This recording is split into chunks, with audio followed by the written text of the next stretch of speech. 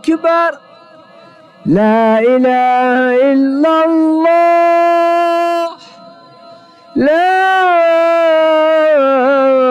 إله إلا الله. فرد فرج آقا امام زمان مهدی زهرا شهدا محمد وآل بيته الطيبين الطاهرين المعصومين. صل على محمد وآل محمد. بسم الله الرحمن الرحيم. أم يحسدون الناس على ما آتاهم الله من فضله فقد آتينا آل إبراهيم كتابا وحكمة وآتيناهم ملكا عظيما. Please give us salawat. Allahumma salli ala Muhammad wa ali Muhammad. This is a verse from the Surah Nisa that surely are you jealous or are you envious of, or are the people envious of what Allah has, how Allah has preferred some of you over others?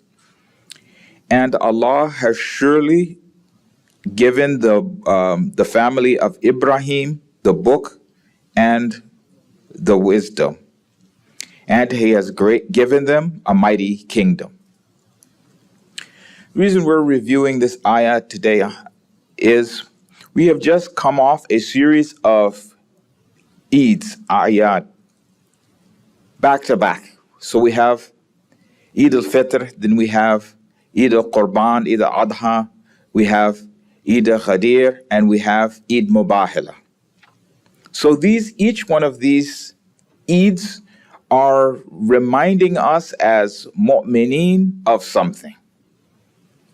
And they're reminding us of that we say that Islam is built on 5 things. This is a hadith, this is from the A'imma alayhim as-salam, which is salat and zakat and fasting and hajj and wilayat. And Allah has not called for anything the way that He has called for wilayat. So sometimes when we Shias, we say things like this, we get pushback from some of the other people that it's something not very important, that, you have love of the Ahlul Bayt, and this is a sort of a minor detail which doesn't really need to be, talked about so much. You love the Ahlul Bayt, you go on about your life. Whereas we are saying this is the most important thing. Even more important than our fasting or our praying or any other of our beliefs, except for Tawheed and belief in one God, is this belief in wilayat. And so they say, there's a counter, which is logical. They say, well, then if this is so important, then why is it not in the Quran? And so then we have to now go back through the Quran, and there's lots of ayats which are like this, raising the position of the Ahlul Bayt, and then emphasizing the importance of wilayat and that Allah has granted this. So when we go back through this ayat, there's a few things which we notice about this ayat. The first one is that are the people envious of what we have given the Ala Ibrahim?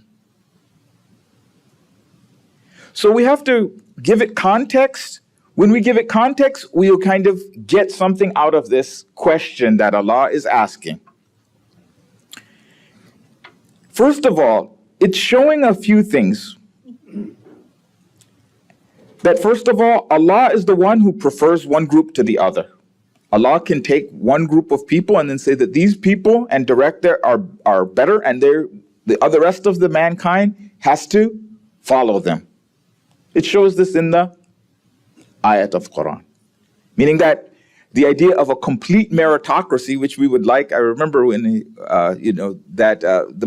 brothers who know me better know that when my family started off, we were Sunni. So and then also on top of it, American. And so Americans believe that everybody is exactly the same.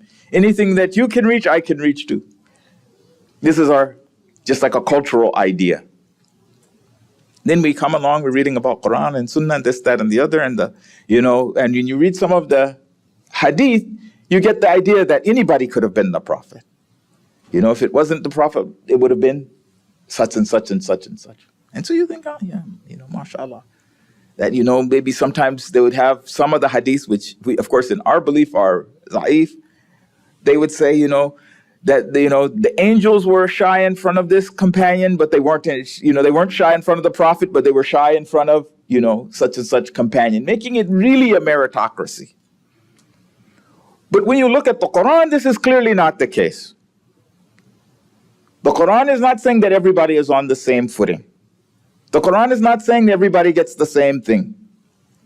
Yes, the prophets are human beings just as we are.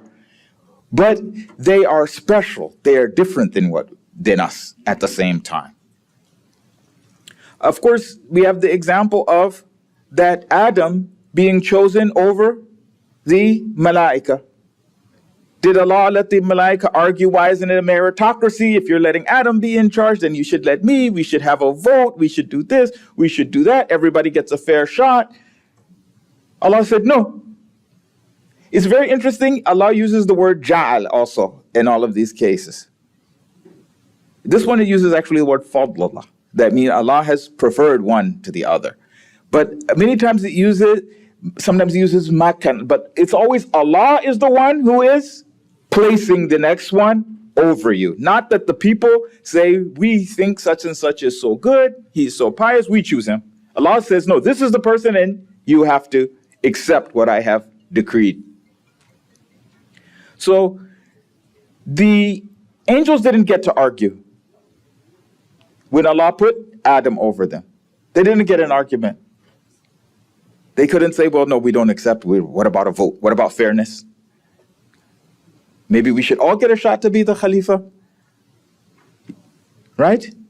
So it's showing that Allah has now placed this amongst the people, but then it's saying the Ale Ibrahim.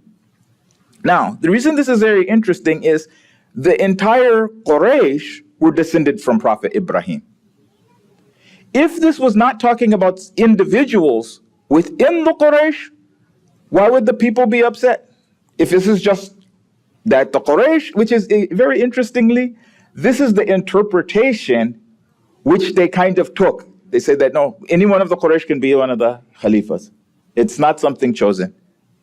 Remember, some of the madahib, they say that the Khalifa has to be, some of them say it can be any one of the mu'mineen. Any mu'min just takes over, or the Muslims vote for him, however they do it, that person is the Khalifa of Allah. However, some of them say, no, because of this hadith that they have, which is the 12, that there shall be 12 Khalifas and all of them shall be from the Quraysh, they say no, because of this hadith, we have to insist that yes, this is from the Quraysh. But if Allah was meaning any one of the Quraysh, then what would the people be jealous about? Allah, because remember, the Quran starting place is in Mecca. So these are the people of Mecca who were being jealous. Showing that this was something which is a special group within them. It wasn't just any one of them. Any one of them could vote and say, well, I'm one of this Ale Ibrahim. And just in case anybody is questioning this, we had the ayat in Surah Baqarah, Bismillah ar-Rahman ar-Rahim, which is giving tafsir of that. وَإِذِ ابْتَلَى إِبْرَاهِيمَ رَبُّهُ بِكَلِمَاتٍ. And that when Ibrahim was tried by his Lord with certain words, it says, but we know meaning signs.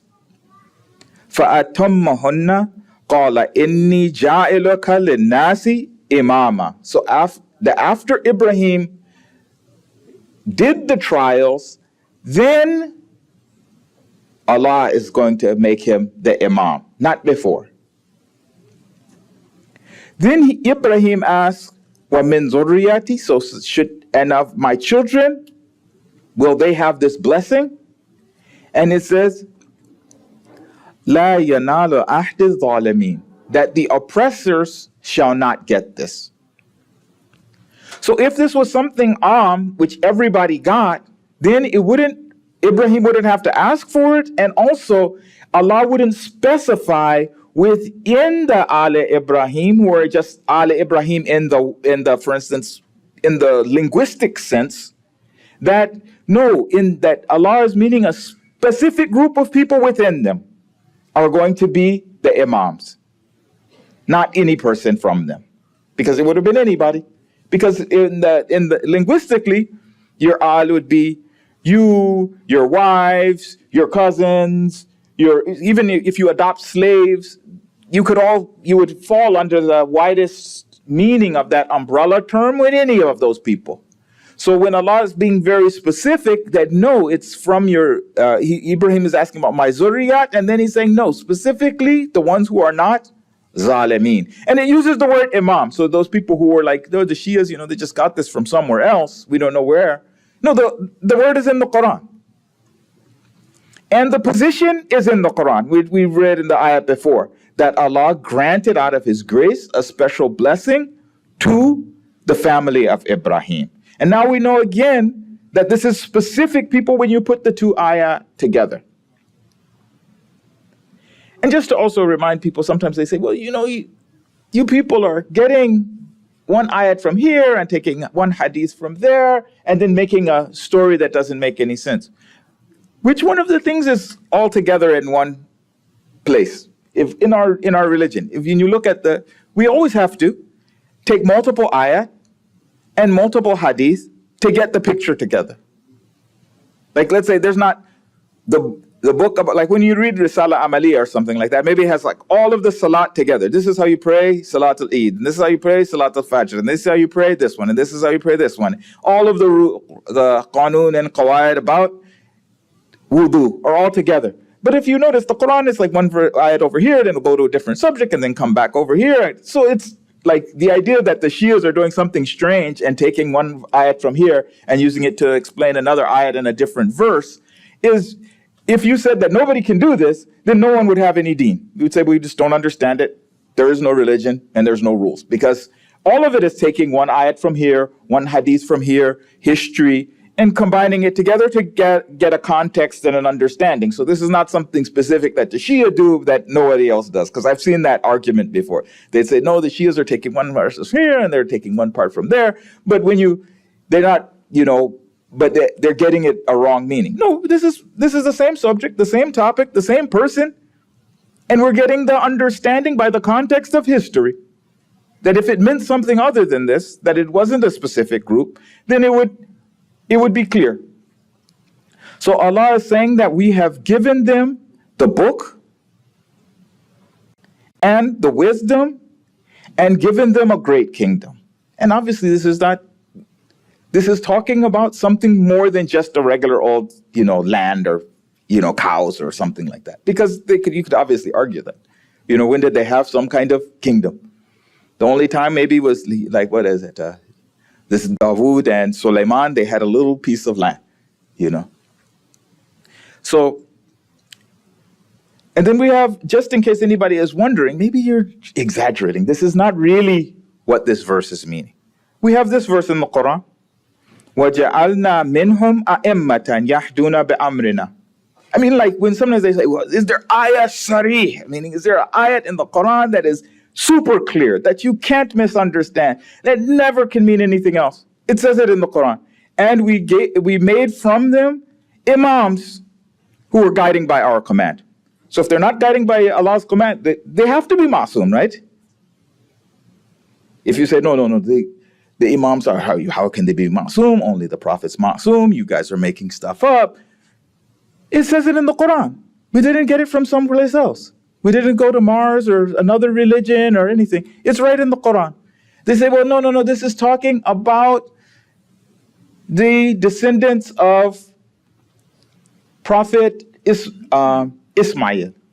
No, this one, but the ayat before, the Ala Ibrahim, Allah distinguished, I didn't have the ayat here with me, but Allah distinguishes the descendants of Yaqub in one place, and the lineage of Prophet Ibrahim in a different place, showing it's not the same It's not the same. It's not that one circle is covering the others. The Ali Ibrahim is someone specific. And also even the Quraysh considered themselves Ali Ibrahim, meaning that that distinction was already there. They already knew what they're talking about. The lineage of Ibrahim, which is has a rank above so the lineage of Hazrat Ismail has a rank above the lineage of Hazrat Ishaq. You say, well, Sheikh, you just pulled that out of thin air.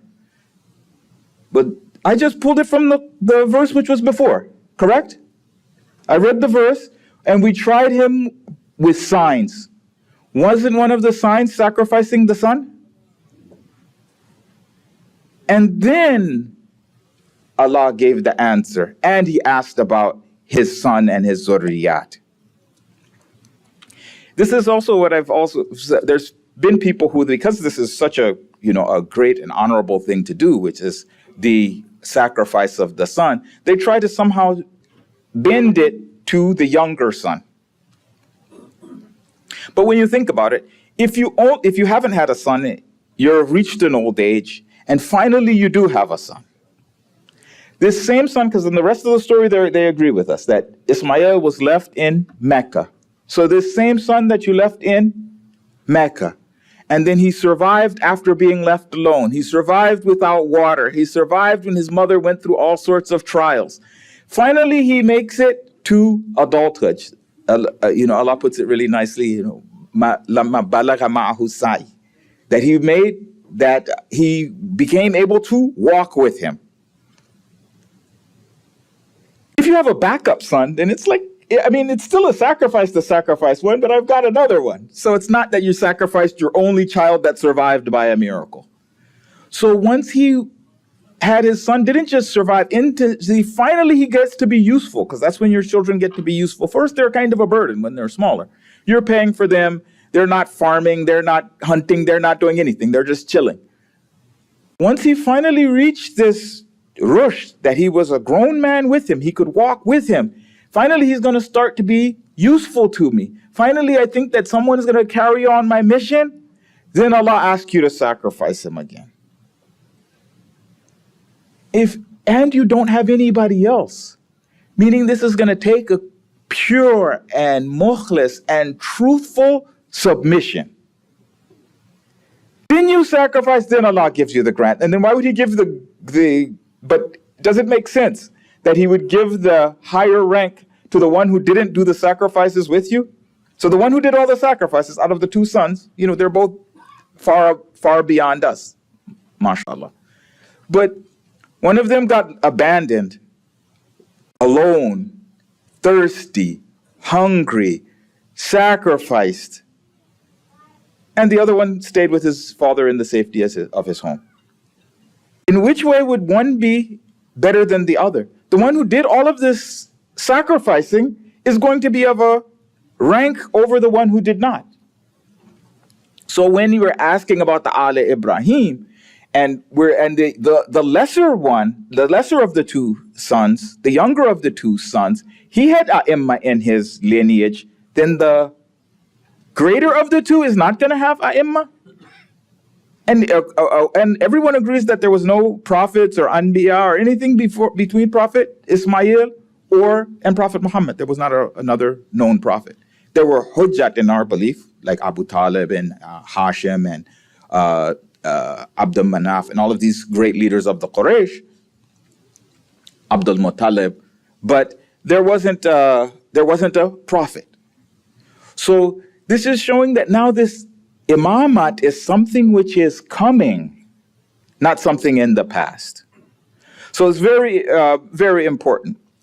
When we finish it, that they guided by our command, lamma sabaru wa kanu bi ayatina muqinun. So now the imams were able to guide by our command. The imams, of course, were already there, meaning the imams of the Bani Israel. They were already there. But they were able to guide when the other people were patient with our signs and had strong beliefs. Salli ala Muhammad wa ali Muhammad.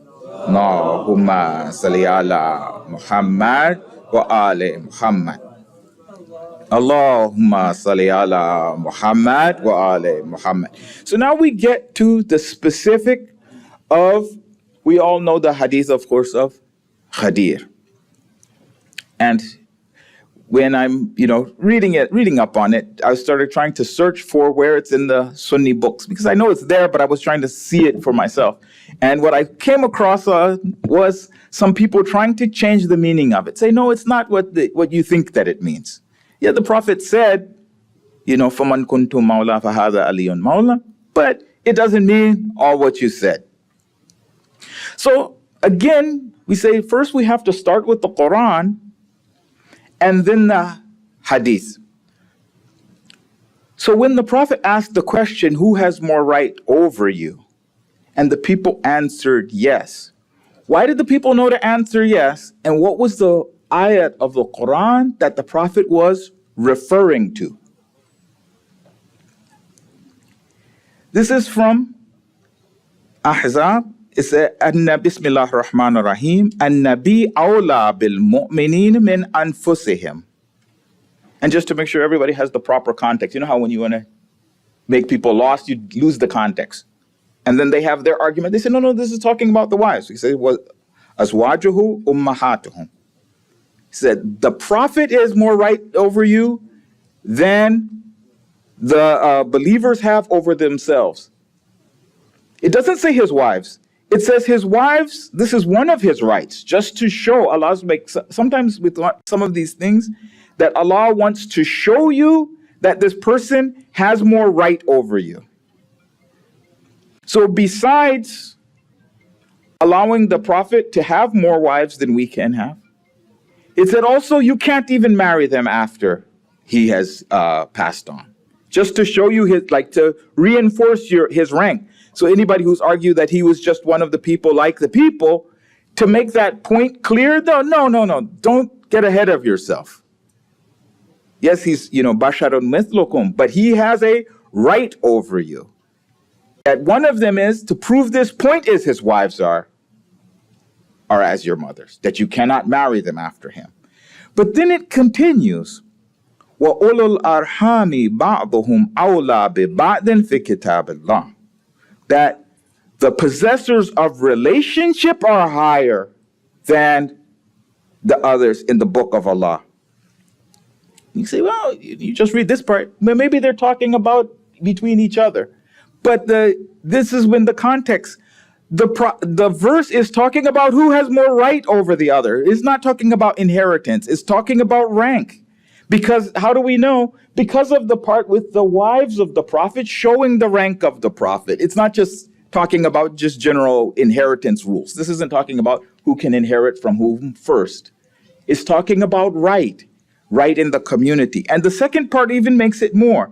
It says, min al-mu'minin wal-muhajirin.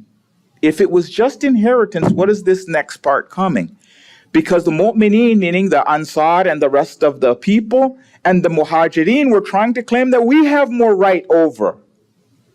Isn't that the argument made? That they were trying to, when we go back to the original ayah, they say, we are the descendants of Ibrahim, we are the Quraysh, we have more right over the rest of the people. And the people accepted it. Because it was already, I wondered about that for years. It was already their culture. They already thought that. So they didn't get something new. They already thought that, the Quraysh were to the people in the Arabian Peninsula were like Sadat, that they were descendants of the last prophet that they had had. So they had respect for them. So Allah is saying, no, from the rest of the people, the mu'mineen, and then just to make sure anybody doesn't get any ideas, the muhajirin too. The ulul arham, the people with the relationship to who? The Prophet. We were talking about the rights of the Prophet, right? From the one before, when it said his wives are their mothers, and his relations have more right over you. That's the second part, when you break out the ayat that it's getting to. And just to drive the point home more, ala an taf'alu illa awliyaakum ma'rufa, and will you not act with those who have rights over you with goodness? Meaning, you see how many times it makes the point that this is the Prophet, he has right over you.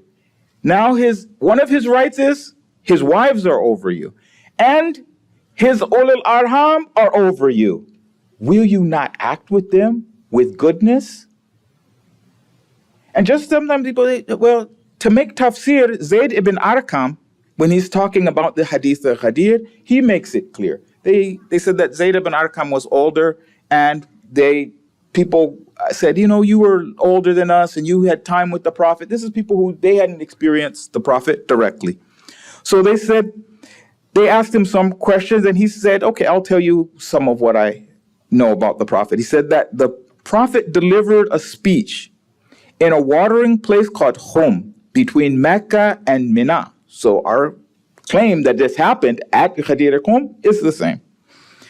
He gave a long sermon and concluded and said, O people, I am a human just like you, and my Lord's messenger, meaning the angel, is calling me, and I will answer. However, I am leaving you with two weighty things. The book of Allah, in it is guidance and light. So take hold of the book of Allah and my family. Then he says, remember Allah with my family, remember Allah with my family, remember Allah with my family. The Prophet is the one who's saying this. Isn't this connecting to the ayah? So the Prophet isn't coming up something from himself. He's connecting it to the ayah that the people already heard.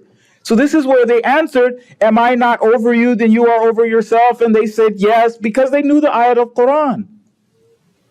And then he said that this is my family. Then they knew that the people at the time made that connection. And then he said, remember Allah with my family. Isn't that the same thing that Allah is asking? Will you not act with goodness to your awliyaakum, that the people who have right over you, won't you act with goodness to them? Meaning this is all, it's not coming out of nowhere. This is all connected together. Please give us salawat. Allahumma salli ala Muhammad wa ali Muhammad. And this is also showing that the second part, which is the hadith al-Ghadir, فَمَنْ كُنْتُ مَوْلَهُ فَهَذَا عَلِيٌّ مَوْلَى. Please give us salawat. Allahumma salli ala Muhammad wa ali Muhammad. And hadith al-Thaqalain are one hadith. Also the 12 Khalifas is one hadith. Like they broke them up into parts to try to lose the meaning, but all of it is going together. Because why else would the Prophet be talking about 12 hadiths? And when you give it the context of the ayat about the family of Ibrahim and the A'imma, then it fits together perfectly.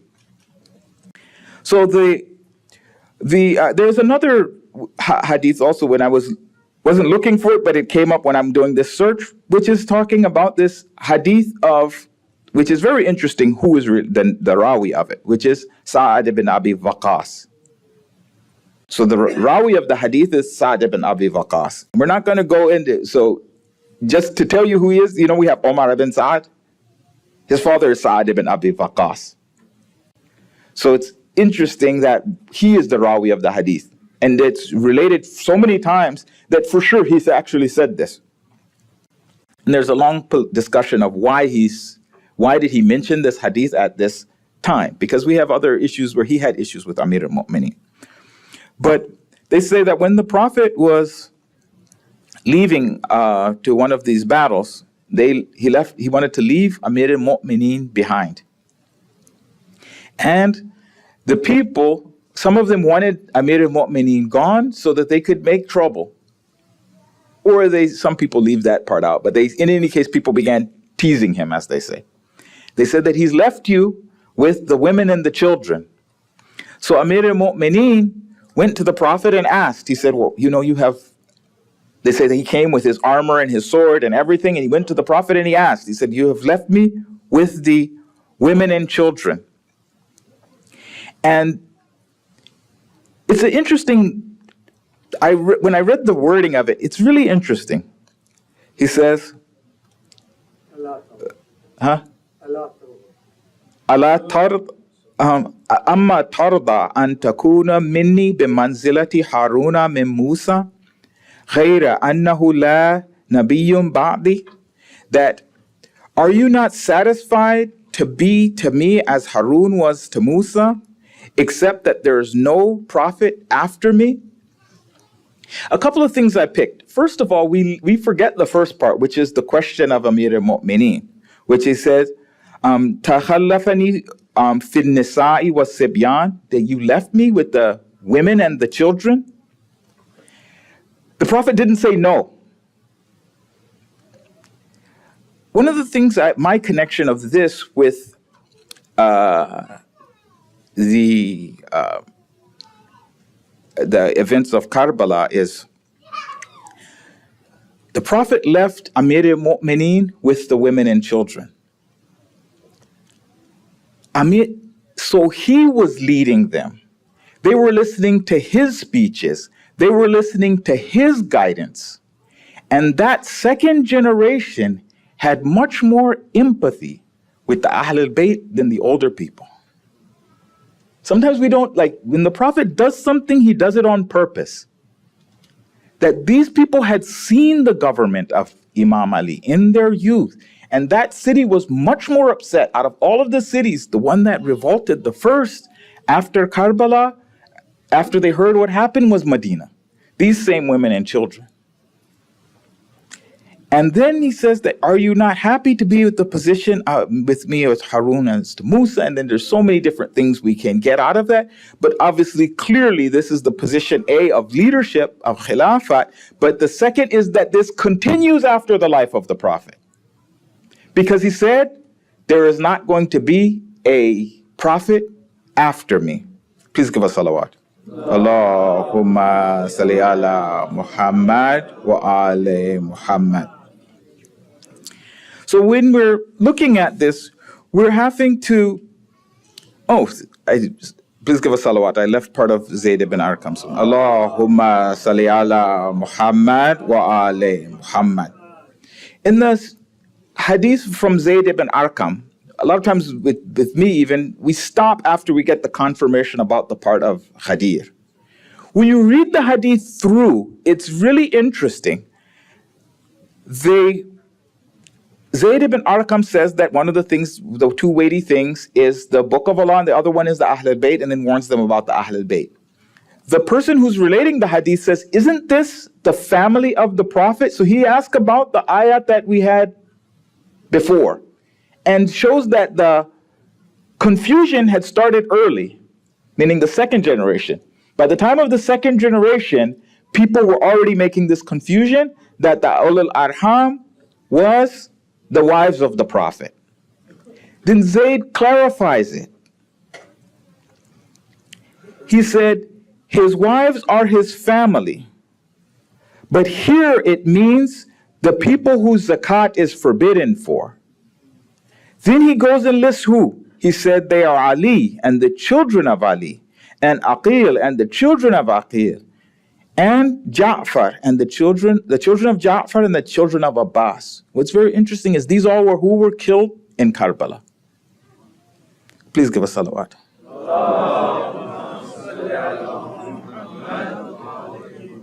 He said these are the ones to whom zakat is forbidden. In another version of the same hadith, in this other version, I didn't write the whole thing, but he's more clear on some of the other part. This one, I think he mentions the Ahl al-Bayt, like holding fast to both of them. And then he gives an explanation. He says, when the woman is divorced, she goes back to her family. So if you're trying to say that the prophets, the Ali Muhammad is the wives of the Muhammad, he gives that explanation. He said, when a woman is divorced, she goes back to her family. So if she was really his Ahl, she would stay in it. But when she's divorced, she goes back to her family. If she marries someone else, she goes to that family. But the member of the house is himself and those related by blood. And then adds, and these are the ones to whom zakat is forbidden.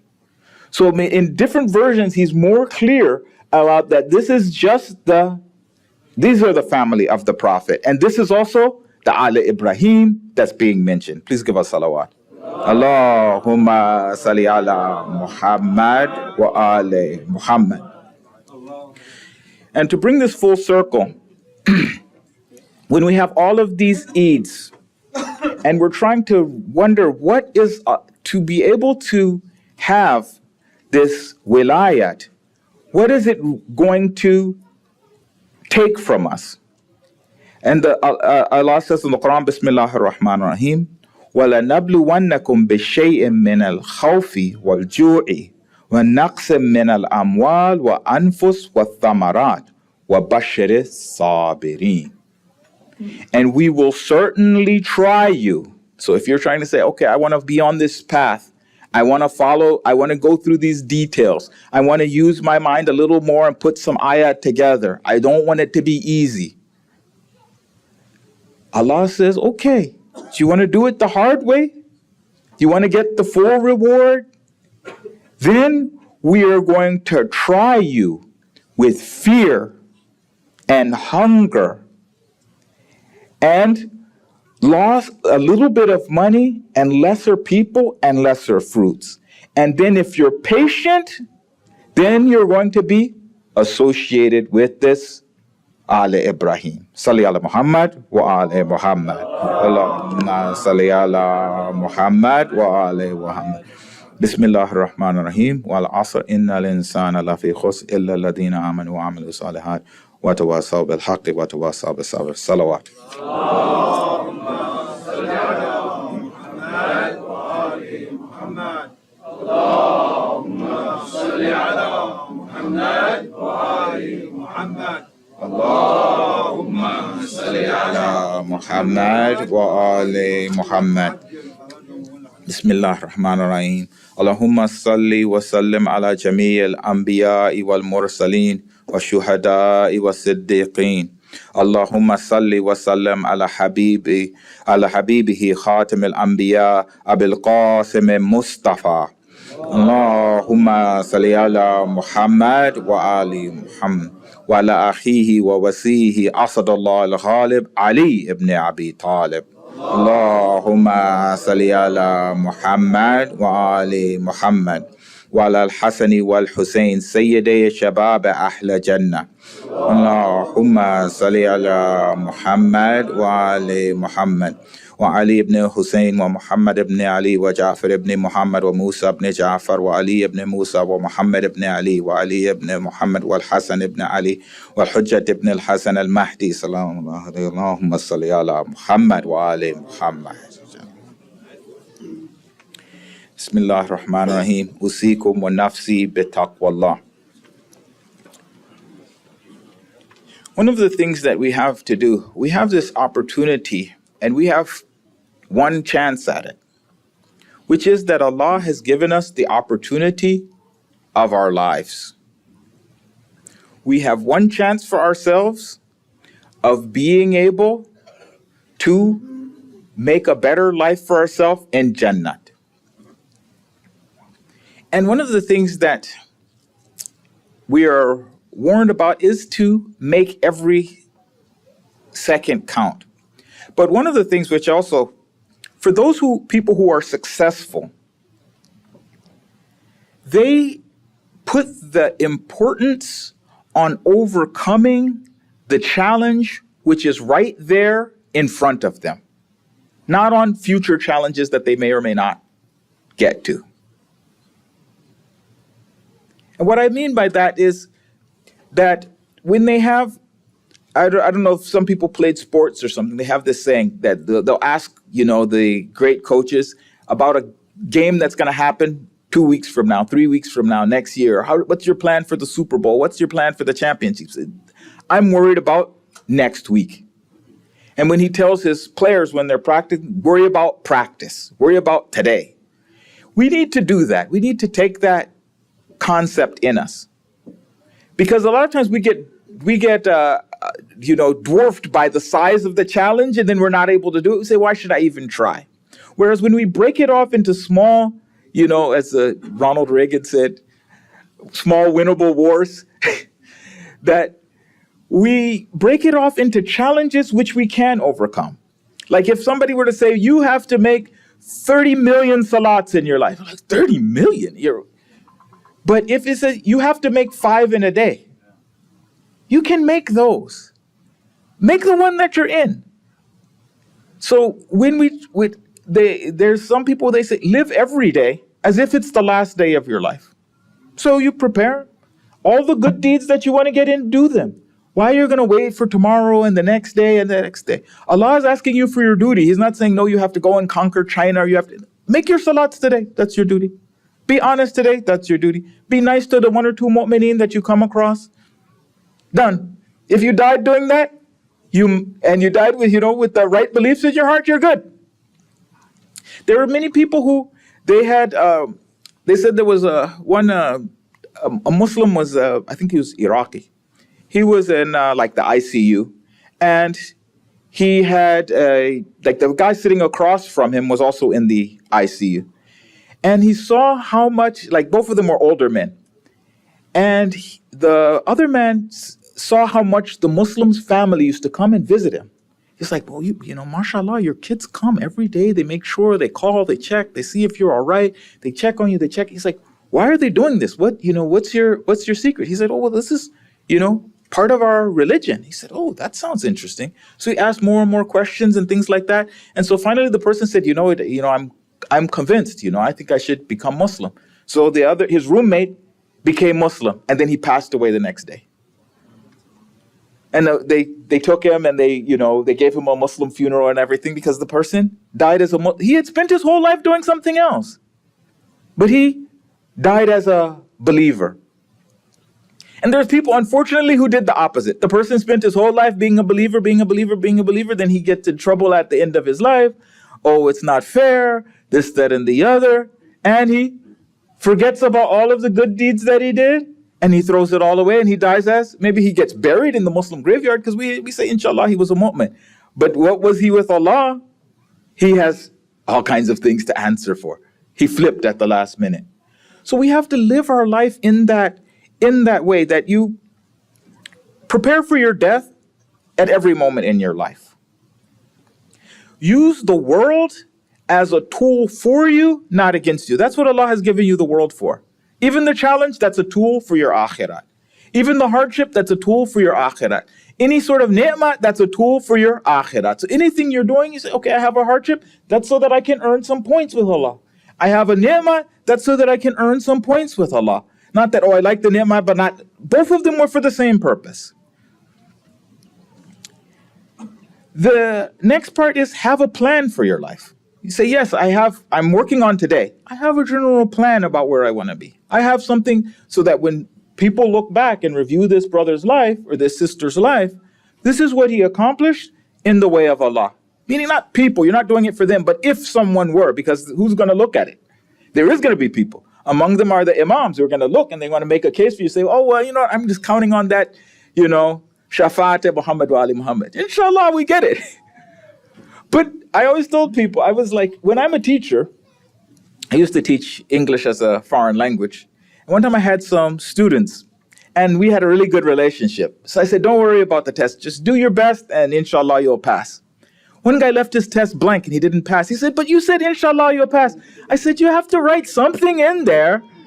So at least I can make a case, I didn't see and it looked good enough. And he answered 3 out of 4. I can make a case to the boss if they audit me. But if you leave it blank, then how am I going to do anything? So do some good deeds, inshallah, give the imam something to work with. He's okay, well, he didn't do this, but mashallah, he made salat. Well, he wasn't paying attention, but he was trying. He would have next time. Give the imam something so he can make a case for us. So inshallah, we get to paradise. Salli ala Muhammad wa ali Muhammad. And the last thing is make yourself and your character your project. Work on that. That's what I'm going to try to accomplish, not the other people. I'm going to do Amr bil Ma'ruf wa Nahy anil Munkar just as part of my own duties towards myself. It's part of my duties as a Muslim because it's hard going out of our way, collect some extra good deeds, but not my project is somebody else. No, my project should be me. I'm trying to get me into paradise. The other people aren't going to care about you when it's Yawm al-Qiyamah. Yawma yafirru mar'u min akhi. When the day when a man is going to be fleeing from his brother, wa ummihi wa bani. I mean, they're going to be caring about them. So you need to be caring about you. Get yourself into paradise. You don't want your book to come in your right hand? Don't put it in your left hand. Don't put it in your left hand. Put it in your right hand. Write good stuff in there, and then good stuff will be there. If we write bad stuff, that's the stuff we wrote in it. So keep that in mind. Please give us salawat. Allahumma salli ala Muhammad wa ali Muhammad. And we're going to close with this story from about Amir al-Mu'mineen alayhi salam and his attitude. Allahumma salli ala Muhammad wa ali Muhammad. Yes. So there was one of the companions of Imam Ali alayhi salam. His name was Zarar ibn Damra. And he had to travel for some reason to Syria. And when we know the politics of the time, whenever a personality went to one of these, like wherever the markaz or the center of the government was, they had to visit the Khalifa. So it's not that he loved them or something like that, but that was the standard at the time, that you come, you give your salams, and then you go on about your business. You come to Syria, you congratulate the king or give him salam, and then you go on and do your business. So when he came to Muawiyah started asking him, describe Amir al-Mu'mineen for him. And so the brother, knowing the politics of the time, that, he's la'nating him from the pulpit, a'udhu billah, so he didn't want to do this. He said, excuse me from this. And he's like, keep pressing him. He said, finally, he's like, if you give me safety, then I'll do it. He said, okay, yeah, you have safety. Go ahead and describe it. If there's no alternative, then you should know. Ali was a man whose personality knew no limits. Terrible in power, his speech was decisive, his judgments based on justice, his knowledge spread in all directions, and his wisdom was manifest in all his behavior. Among the food he liked most was the coarse one, and from the clothes the most humble. And by Allah, he was among us as if he was one of us. He used to answer our questions and fulfill our request. And by Allah, although he used to let us close to him and he was close to us, we did not dare address him due to our feeling of awe towards him, nor did we speak first due to his greatness in his heart. He used to honor the pious and be kind to the needy. And then he read this ayat, وَيُطْعِمُونَ تَعَامَ عَلَى حُبِّهِ مِسْكِينًا وَيَتِيمًا وَأَسِيرًا. That he used to give food out of love to the poor and the orphan and the captive, and to clothe the bare and the hungry. And then he said that this is what I used to hear him saying in the masjid. O world, be away from me.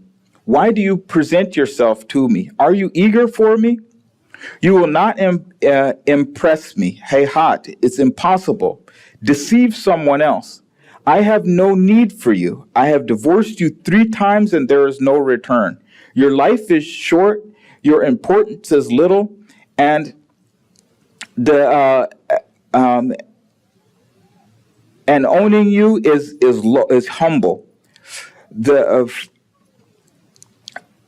I guess woe from lack of provision and length woe to the lack of provision, baqillat azad, and the length of the journey and the greatness of the goal. So you're seeing that this Amir al-Mu'mineen is just completely divorced from this world. And it's very interesting. At the time when people had started falling into it, they had at the time of the Prophet, they were completely zahid and fighting and mujahid, and then they had become just people who were filling their bellies, living in castles, enjoying the good life. And then in the midst of all of that, even with all the power in his hand, then Amir al-Mu'mineen was sitting, they would say that Zirar was like, he was sitting in the corner of the masjid, crying like a person who had been bit by a snake, meaning someone is about to die and they're in complete agony.